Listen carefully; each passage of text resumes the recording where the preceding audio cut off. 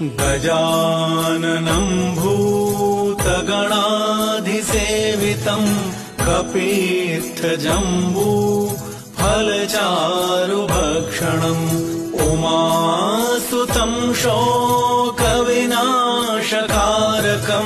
Namami विघ्नेश्वरपादपङ्कजम्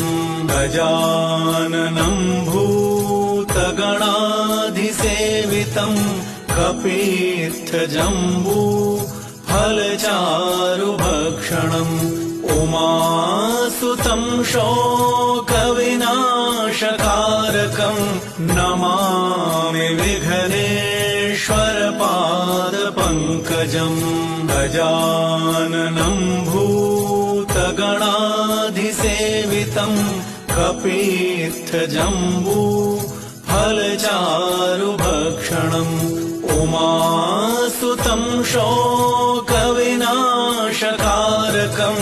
Namami विघ्नेश्वरपादपङ्कजम् गजाननं भूतगणाधिसेवितं